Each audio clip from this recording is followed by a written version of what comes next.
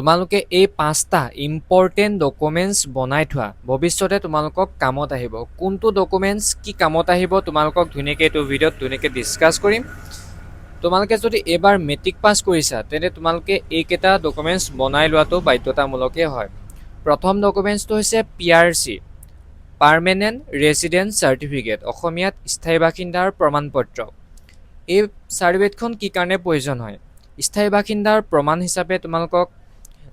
তোমালোকে যে এখন গাঁৱত বাসিন্দা হয় স্থায়ী বাসিন্দা হয় তাৰ বাবে এখন PRCখন প্ৰয়োজন হয় মেইনলি আজিকালি PRCখন এডুকেশ্যনেল পাৰপছৰ বাবে প্ৰয়োজন হয় তাত লিখাও থাকে PRCখনৰ তলত এডুকেশ্যনেল পাৰপছৰ কাৰণে PRCখন প্ৰয়োজন হয় মানে উচ্চ শিক্ষা গ্ৰহণৰ ক্ষেত্ৰত PRCখন প্ৰয়োজন হৈ যায় মানে আৰু চাকৰিৰ বাবে PRCখন প্ৰয়োজন হয় কিন্তু মেইনলি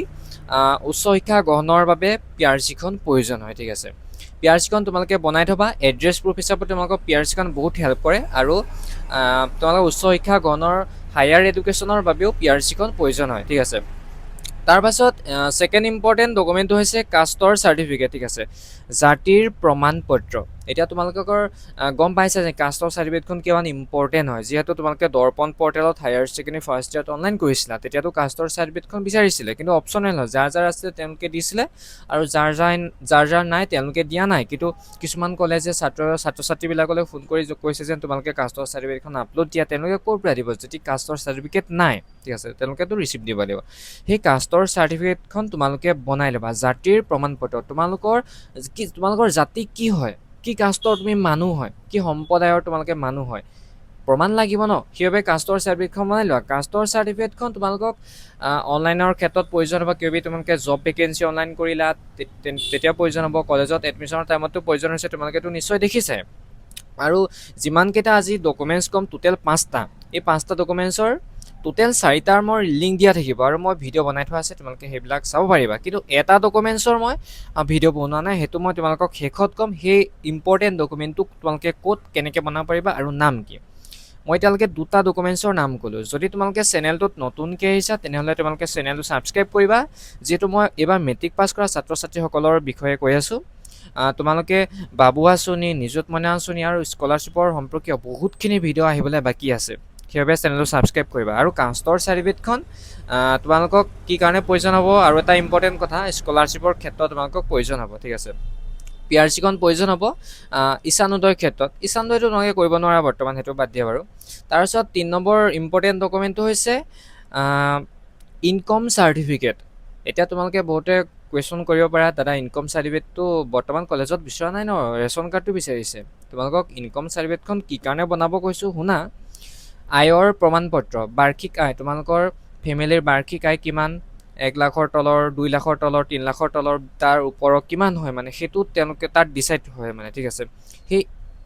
ইনকম চাৰ্টিফিকেটখন তোমালোকক স্কলাৰশ্বিপৰ ক্ষেত্ৰত প্ৰয়োজন হ'ব তাত তোমালোকে ৰেচন কাৰ্ড দিলে নহ'ব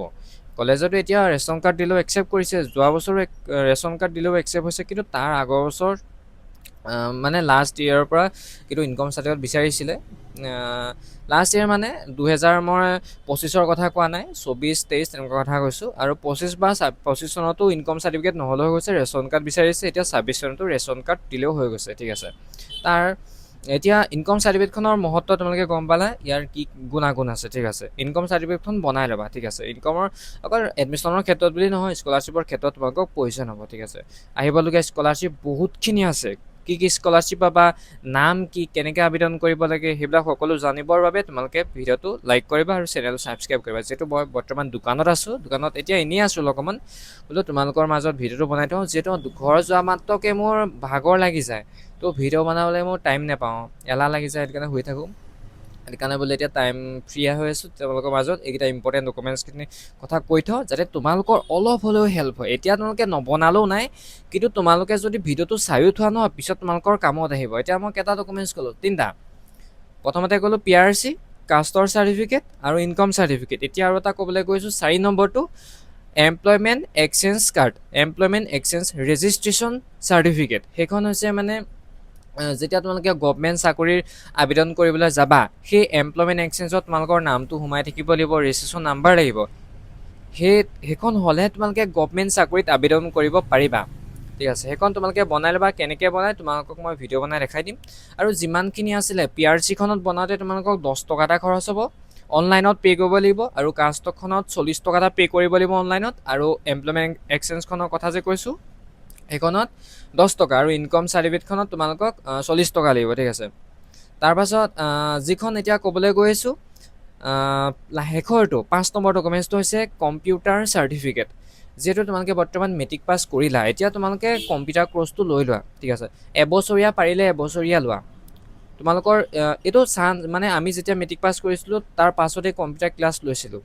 এতিয়া তোমালোকে বহুতে চাগে ল'লা আৰু বহুতে চাগে নাই লোৱা। তোমালোকক কম্পিউটাৰ ক্লাছটো কৰিবলৈ মই ৰেকমেণ্ড কৰিম। বেছি খৰচ নহয়, পইচা 3000 4000 মানৰ পৰা ষ্টাৰ্ট হয়। তোমালোকে ধুনীয়াকৈ কৰিবা। কিছুমানতো বহুত কম হয়, 1500 2000 পৰাতো ষ্টাৰ্ট হৈছে, আৰু ডিছকাউণ্ট দিয়ে থাকে। HS ফাৰ্ষ্ট ইয়েৰ মানে এইবাৰ পাছ কৰাখিনি বা হায়াৰ ছেকেণ্ডেৰী পাছ কৰা এইবছৰ তেনেকুৱা ডিছকাউণ্টবিলাক দি থাকে। তোমালোকে কৰিবা, ভৱিষ্যতে বহুত কামত আহিব কম্পিউটাৰ চাৰ্টিফিকেট। কথাটো লাইটলি নল'বা। ঠিক আছে, বহুত ইম্পৰ্টেণ্ট হয়। যদি তোমালোকে কম্পিউটাৰটো শিকি থোৱা ন, ভৱিষ্যতে এনেকুৱা এখন কম্পিউটাৰ দোকান দিব পাৰিবা। তোমালোকে নলেজটো তোমালোকৰ ওচৰত আছেই, যে তোমালোকে এতিয়া এতিয়া তোমালোকেতো হায়াৰ ছেকেণ্ডেৰী পঢ়িবা, হায়াৰ ছেকেণ্ডেৰী পাছ কৰিবা, ডিগ্ৰী পঢ়িবা, তোমালোকে পঢ়িব গৈ থাকিবা। যদি ভৱিষ্যতে চাকৰি কিবা এটাতো কৰিব লাগিব ন তোমালোকে। আৰু অকল কম্পিউটাৰ চাৰ্টিফিকেটখন এইটো বুলিয়ে নহয়, বহুতো ক্ষেত্ৰত চাকৰিৰ ক্ষেত্ৰত তোমালোকক প্ৰয়োজন হ'ব। ঠিক আছে, আৰু কম্পিউটাৰ তোমালোকে জানিব লাগেই। কম্পিউটাৰ বেছিক নলেজখিনি তোমালোকক লাগিবই। ঠিক আছে, টাইপিং কৰাখিনি হওক, ছফ্টৱেৰখিনি জনা হওক, বহুতখিনি আছে। তোমালোকে ইমানখিনি আজিৰ ভিডিঅ'টোত ইমানখিনিয়ে ক'লোঁ, দীঘলীয়া আছে, 7 মিনিটৰ হ'বলৈ গৈ আছে। আৰু নেক্সট ভিডিঅ'ত তোমালোকক ক'ম কোনখিনি ছাত্ৰ ছাত্ৰীয়ে নিযুত মইনা আঁচনি পাব, বাবু আঁচনি পাব, কি স্কলাৰশ্বিপ আহিব, সকলোখিনি কথা ক'ম। সেইবাবে তোমালোকে চেনেল ছাবস্ক্ৰাইব কৰিবা। যিখিনিয়ে কৰিবা